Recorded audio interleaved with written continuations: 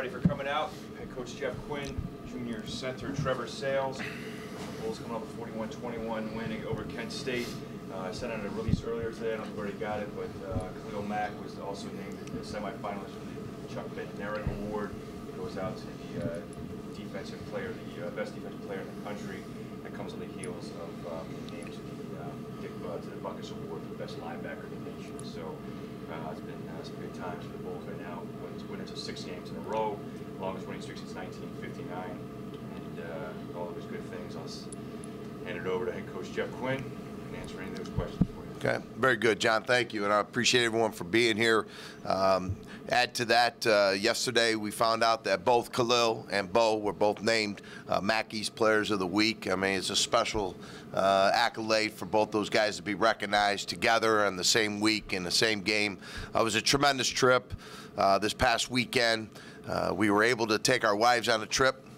So that was it was good for our coaches to have an opportunity to bring their significant others with them to this trip and experience that great game. We also had a chance to get to the NFL Hall of Fame. A lot of people didn't recognize that you know, we spent a tremendous amount of time talking about developing our players, but I wanted to bring our kids to probably one of the most special places that we could bring our football team to, and that's to recognize there's only 300 NFL players in that Hall of Fame, and over 22,000 NFL players have played, and the Super Bowl theater was outstanding. So I think that really created a mindset, allowed us to get our kids exposed to the great game and recognize that. We also know that that we had great energy in that stadium Saturday. I thought our fans traveled well, and we appreciate that. The Thunder of the East, our band was there.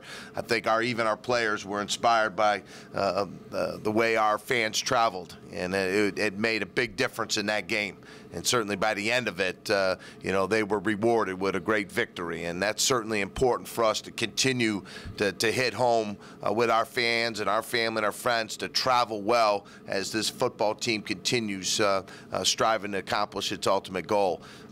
We also know that Kent State's a very good football team. They were the defending MAC East champs. Recapping that, I tell you that the thing that I have been most impressed with this football team is their understanding of possession football and being productive. You know, we saw that there was a moment in the second quarter where Khalil Mack comes up big with that interception. Not only did it stop him from scoring, but it also created a possession. And then we were able to capitalize 4 plays later, 46 yards later, Bo takes it in for a touchdown. Our offensive line has been solid. That was a tremendous effort by all of them, and really pleased with their development and their mentality coming out of the locker room first quarter. If you look how productive we've been in terms of scoring versus giving up points, and in the third quarter. So we're doing a good job coming out of the locker room. But I also was impressed with Joe Licata's efficiency, especially a lot of his third down throws. He does a great job. We value the ball. We haven't turned the ball over. We've taken the ball away. And that's been a big part of why we're where we're at, winning 6 straight, being bowl eligible for probably the first time at this time of the year, you know, in October, and then working our way into the contending month of November. We know that it's important to recognize the fact that our defensive line played extremely well. Bo Bachtel played extremely well. A lot of things that people don't recognize in the trenches, and what he's been able to do has been outstanding. Been really pleased with special teams. I thought Tyler Grassman had an outstanding game. I certainly know that that each of those kids, you know, understand their role and importance of it. But I was also very pleased with Boise Ross. You know, he came up big for us, and a couple big explosive plays. So with that, overall in all 3 phases, recap Kent State, it was a great win. Had to do it on the road. Showed a lot of maturity, a lot of you know, well-prepared young men out on that football field. Now we got to move on to Ohio. And Ohio is an outstanding football team, arguably probably the most consistent winning team in the East. We know that. You know, they've been bowl eligible 5 straight years. Coach Solich is an outstanding football coach. We've had some great battles with them. They're very efficient in their offense, headed up by their quarterback. They got an outstanding running back, receivers. You know, they're very balanced, and they stay on schedule, and they certainly don't beat themselves. Defensively, another good, solid group of players. You know, special teams, so on and so forth. We're just going to have to go back and do what we've been doing and staying focused on the process and not the prize. But this is a prize catch for us right next to me, and that's Trevor Sayles. Trevor came to us as a transfer, walked on in our program in 2011. Trevor, I even said to Shorter when I was watching him on the scout team, because that first year he wasn't eligible to play, because he transferred from another one AA school and moved up, and because of the transfer rules, he was a guy that was a walk-on, so to speak. And I even said to him after the first fall watching him, I said, I already know who our starting center is. It's this guy. And, you know, and right immediately after the season, I offered him a scholarship. And outstanding student, and probably is supportive of a family, his mom and dad. I remember when he pulled in the trailer, it was all decked out in UB and number 71. And I'm like, who is 71? I said, it's Trevor Sayles. And his parents opened the back of that trailer, and I mean, he's got all the tailgating going on. I mean, and it's really sparked us. It really has. His family has. But they went through a very a tragic loss. They had a fire that burnt down their home not too long ago, and it shows just the tremendous courage and strength of he and his family and support that this young man has, and we provided to him and his family, and certainly as they keep moving along, it shows that that this is a special group of people. Trevor Sayles and his family, and I think he's got an important story to tell you through that fire that I think will be a very important you know, story to tell you. So with that, we'll open up any questions. Well, Jeff, can you just start out? I mean, obviously we got a week till the game, but an injury update with Redden, Way, Bean, what you envision for availability? Bean, day to day. Hopefully we'll get him. Same thing with Colby. Adam Redden, you know, probably not in that type of situation. It's going to probably take him a little bit longer to get back. Whether we can or not, it all depends on how this season, you know, goes. But Colby and Bean, I'm pretty sure we're going to get those guys back. Adam won't be ready for this next game, so it'll take a little bit longer for him. Is that a sprain with Adam? No, just you know, right now I'm trying to get the full, you know, confirmation of everything. He went through the MRI yesterday, so you know it takes a little bit of time to get all the information. But right now, his services, you know, he won't be able to probably go on that just yet. Jeff, Paul Peck from Bulls Radio. Obviously, Adam has been a pretty key guy for you all season long. So talk about who and how you replace him for however long he may not be there. Very productive. Adam Redden is, you know, one of my favorite players. Certainly, it's hard to lose a quality player at this point, just because he, you know, was on the other side of the ball with Khalil. Very productive player. But the other two gentlemen that stepped in there in his absence was Casey Alosi and also Tamaris Bell. Very pleased with Tamaris. I even told him yesterday watching the film, I mean, his special teams play, his physicality out on that field Saturday was impressive. I told him I'm going to recruit more track guys off our track team if you keep playing that way. And that's the interesting story, too, about Tamaris. Tamaris came here as a star track athlete, and he kept bugging me to come out on the football team, and I kept saying, you're going to have to talk to your track coach, Perry Jenkins, and find out if he's willing to give up his star track athlete. And the first year he said nope. So I said, Tamaris, don't ask me again. And so he bugged me again. And next thing you know, I said, well, what did Coach Jenkins say? He says, yep. He says he'll allow me to play. And it's been a great addition. So to be his opportunity, he has played in a couple key role situations, but it's going to be Tamaris and a Casey, and then it's going to be a Koya Houston and Brandon Berry.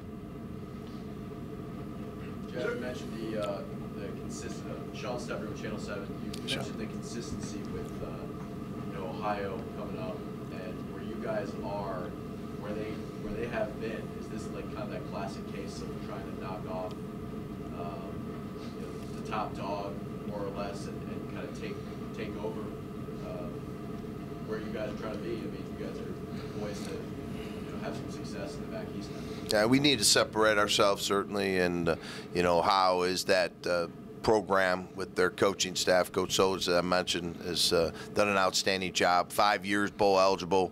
This is the earliest that we've ever been bowl eligible. So, yeah, we're striving to take full control of the MAC East at this point, and that's the opponent we have up next. And we know that they're going to be well coached, and we know that it's going to be a 4-quarter battle. We've had those games with Ohio. Even last year, I look back at it, what was the difference in that game? A 100-yard kickoff return and, over 97 yards of penalty yards that kept the field position slanted towards their favor. And they were able to come up with a victory at home by a touchdown, by a score. But, it's always good to see that kind of football in this league. And that's what this is about. And to be able to fill that stadium with 30,000 Buffalo screaming fans is our goal and objective. And we've got the team to do it, and certainly excited about the opportunity for these guys. Being on a national stage, what does that do? Well, I try to block out those things. I don't try to put too much emphasis. It's certainly a great opportunity for that kind of national exposures, as you mentioned. Certainly, as we move forward, it's still about blocking out the external factors. We need to block that stuff out. No matter if you're on TV, not on TV, who you're playing, what's the record, whether you're home or away. You need to lock in on doing what you're capable of doing, and that's what this team has done. They have truly prepared well.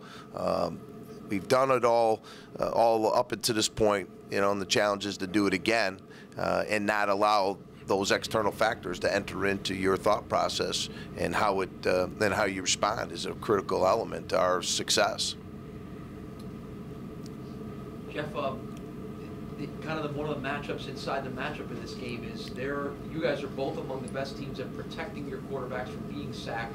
Your defenses, yours and Ohio, are two of the top sacking teams in the MAC. Can you talk about that little element of strength versus strength? Yeah. When I look at all those things and comparisons, what do they got on the defense versus our offense, and vice versa, and it's a classic matchup. I think you're looking at two very talented teams with quality players, well coached.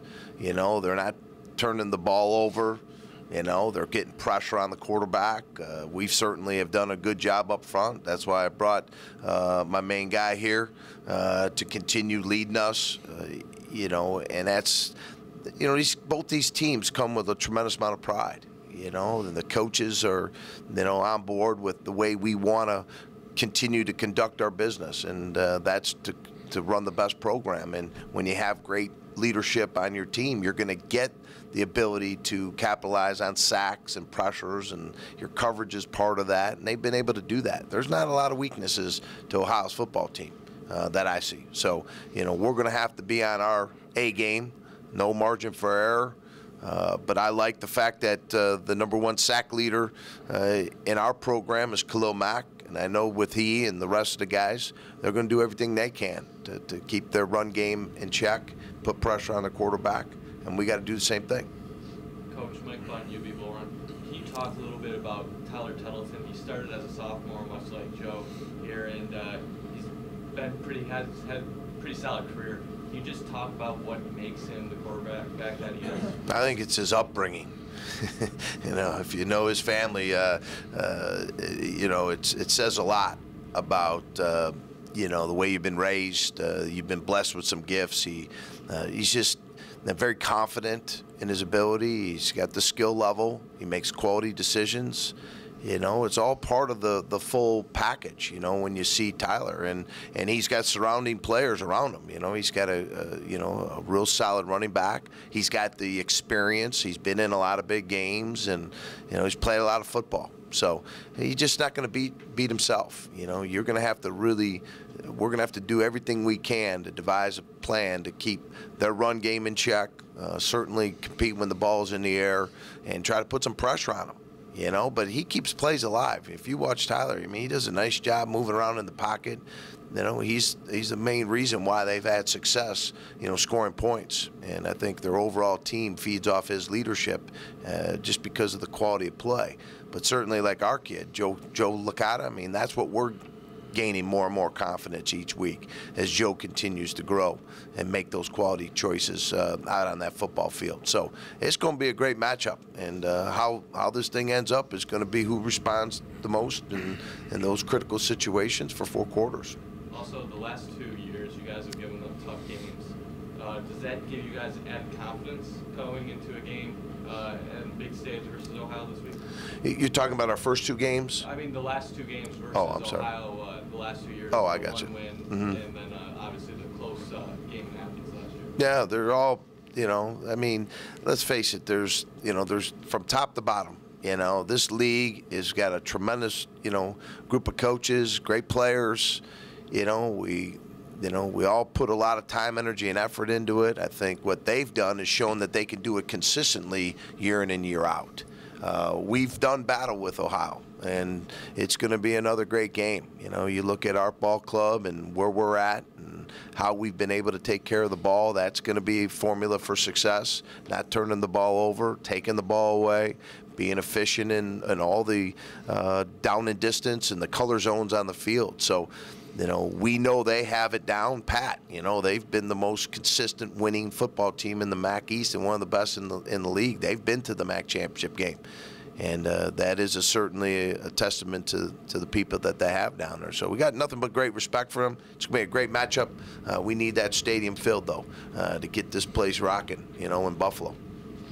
Trevor, can we get your take on how it is the offensive line? I mean, Jason goes down, creates some uncertainty. Right. How it is the offensive line, you know, just kept it going and melted as quickly as it has when losing him? You know, from top to bottom, the top 10 guys. I mean, you know, we got guys that can play guard, tackle, and center, so that helps a ton. You know, guys are always just locked in. When someone goes down, it's the next bull in, as coach says here. You know, so when Jason went down, that was really tough. I mean, he's one of my great friends, first of all, so that makes it even harder. But you know, we knew when he went down that Dre came in at left guard, and Dre played, you know, the year before last he was playing guard, so it wasn't a huge thing for him to go on and take that role. You know, he had been there before, and he knew what it took to get the job done. So as you saw this past week, Dre had a great game at guard. Colleen came in and filled in Dre's shoes at tackle, and we've been rolling. So trying to keep that going this week.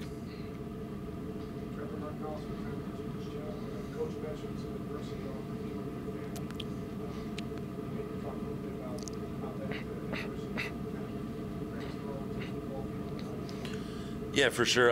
Yeah, that was a really, you know, as Coach touched on, I have a real close-knit family. You know, my parents are my biggest fans, the Bulls, the biggest fans probably, and when that happened, that was a really tough time in our life. But you know, I was talking to Coach earlier, and I told him we're kind of past the tears and stuff now, and we're trying to push forward with everything. And one of the cool things that actually happened when I went home after the fire, I was going through all the stuff at the house, all the rubble. It was basically burned to the ground, but there was an area of the kitchen that I was going through some stuff, just trying to find anything that was, you know, not totally burnt up or wrecked, whatever. And I found a couple Bull shirts that were basically untouched. So I thought that was kind of cool. It's kind of a sign, you know. It's like, man, that's where I'm supposed to be. You know, I got the Bulls family behind me. And when I came back, everybody on the team, you know, so supportive. Coach Quinn and the staff, so supportive of it, and it's just great to have that kind of close knit, not only away from football, but when I come back here, have it feel the same as an actual family and not just a team. When did that happen? This was back in the spring semester. This was in March. Yeah.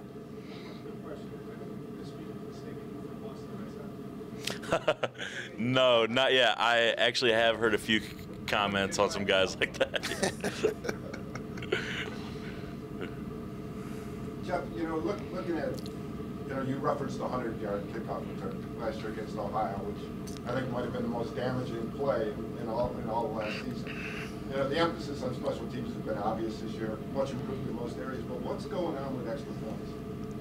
Well, I mean, in terms of the block PATs, you know, we've had 3 this year. You know, those are just things that, you know, our players understand. I mean, Trevor's part of that, you know, Dre's part of that. But, you know, they know there's no excuse, you know, at all. You know, and I've challenged them. We need to do that on Tuesday to give the kind of look. You can't just walk through it, you know.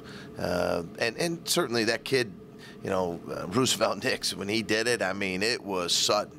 I mean, like anything in life and in football, bam, you know, and it just, you take your eye off it for a second, then that's how we got through there, you know, and it same thing with, you know, the Western Michigan situation. But, you know, the thing I appreciate about this team is that's unacceptable. They understand that, but how they respond from that, you know, and that we got to eliminate that, and they never got close again.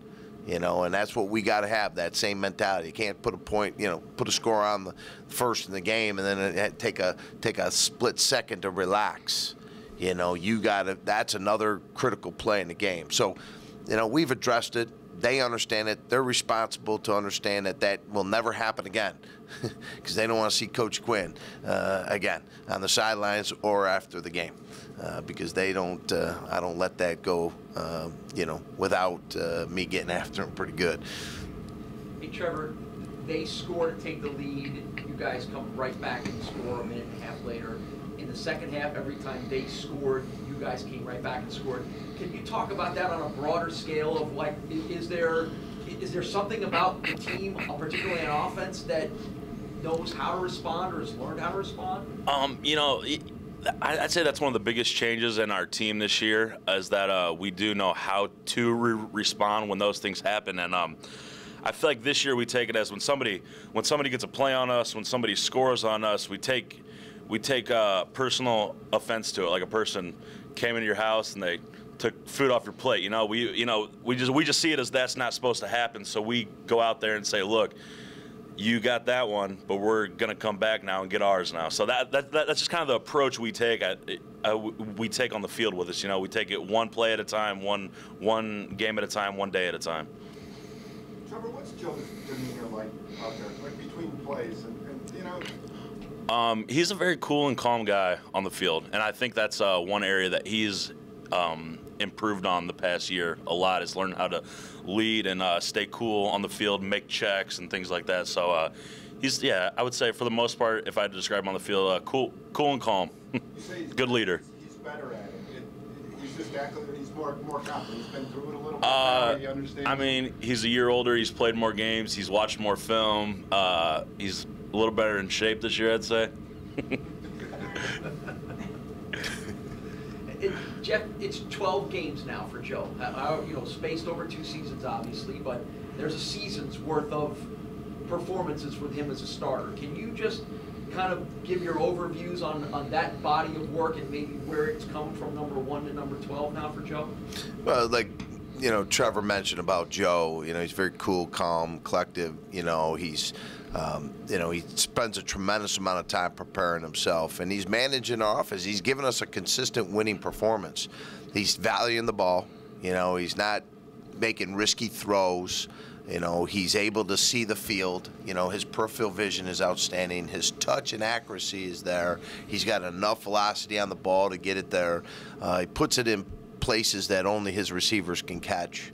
You know, so, and he's made some checks. I mean, you know, he understands, you know, how to read different defenders, you know, in certain situations. If we're in a certain formation or personnel grouping, who are we asking him to look at? You know, Coach Alex Wood's done an outstanding job. I think, you know, that continuity and consistency, you know, that experience of being out there playing those games was obviously key for Joe. I think his upbringing, again, leads a lot to why he's where he's at and how much better can he get. I certainly know all fans are, as I am, eager to see that. You know, 12 games is certainly not the end of Joe Licata. I mean, he's going to get better, and it's a special feeling. But, you know, he's been raised right. He's been coached the right way through his youth league, all the way through high school. I know his high school coach, Coach Krzansky, does a tremendous job. And, you know, it's a great feeling to know that you have that guy in that commanding position, leading, being calm, making quality decisions and giving you a consistent winning performance. And, you know, Don Patterson, our quarterback coach, does it for him. So, you know, all those things coupled with the fact that he's been blessed with some talent. And, yes, he's in better shape, as he knows. But he's always been an outstanding young man. And so it tends to help your offense and give you a lot of confidence. And he's putting the ball where it needs to be, and he's handing it off, and he's valuing it. Jeff, you touch on Boise's ascent, you know, in terms of depth chart. I mean, that's something I guess you would hope that would happen. If you're going to burn somebody's red shirt, a true freshman, you know, you'd like him to step up to where he could, you know, be a significant impact this year as well as getting ready for down the road. Yeah, you know, his mental approach to the game has been outstanding, and, you know, just his maturity level. We knew he had the skill level to do it. You know, would he be able to handle all the responsibilities of, you know, all the signals, you know, the day-to-day routine that this level brings? And he has, you know, answered the call, so to speak. And certainly we talked about him a lot earlier in the season because you saw things that I saw, you know, a talented young man. And what it has done is it provides us with another guy that has stepped in and shown that he's capable of playing at this level. And he's also able to balance his student life, his personal life, and it gave us a great spark. You know, they were just sky kicking it. So, you know, they were actually kicking away from Devin. So, you know, we felt it was going to be beneficial for us to put Boise Ross in that position to be the other guy that they would have to kick to. And he answered it, and 10 other guys did their part. So it's nice to see him. You know, he said, I played a great game. He said, but I blocked my butt off, Coach, as a receiver. So he understands the importance of blocking as a receiver. He didn't talk about his catches or his kickoff returns. He talked about how important it is to block. So I love his attitude. I think he's just he's got a bright future here.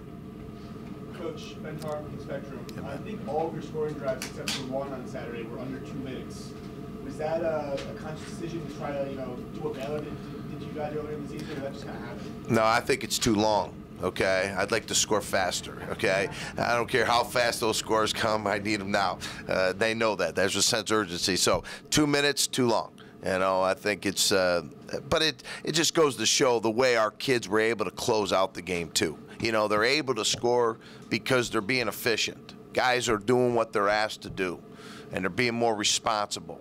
And those are great calls, okay? But also, a great call cannot work unless it's well executed by the players up front, the quarterback, the receivers, and certainly what I was pleased with is the way our fourth quarter mentality went. If you look at our field position in the third quarter, you know, and you look at our time of possession, the fourth quarter closeout game, it shows these guys understand, you know, how to be productive and efficient.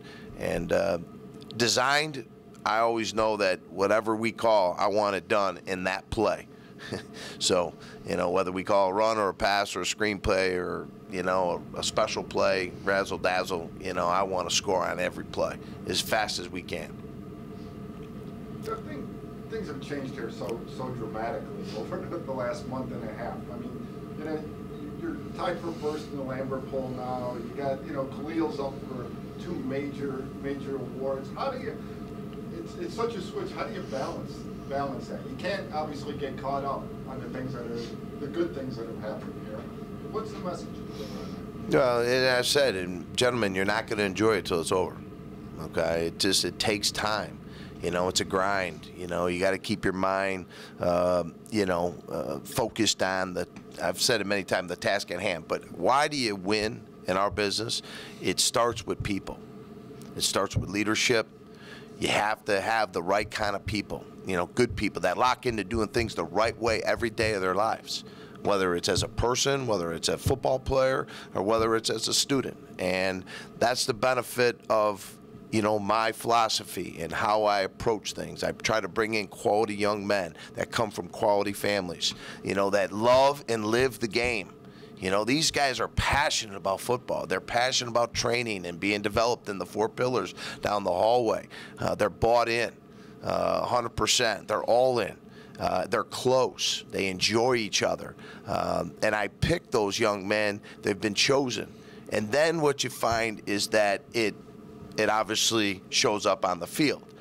Because they're doing it as people every day and they're doing it as students. I mean, there's no fluke why this program is where it is today because you saw it in the GPA. I mean, you think about how these young men have taken care of their business in the classroom. The highest GPA for 3 consecutive semesters, and then scoring a 976 APR. You know that they're doing things the right way off the field. And I've got a great coaching staff. Let's face it, we build it with people. We have a great group of coaches and players that care about what they're doing, and I sensed it all along. Not a lot of people maybe on the outside world could see that, but I know that Trevor and these young men that come in here, and you see it every day, I see it in their eyes. And so that's why we're having success, but we got to continue that. There's without a doubt, that's what's so cool about what's going on right now. And I think people are starting to realize, like, to get 6 straight wins at this time, after playing the top 5 teams in the country, it's an impressive start, but we're not finished yet. Anything else? All right, these guys are available for one-on-ones. One quick thing, obviously next week we have a game on Tuesday, so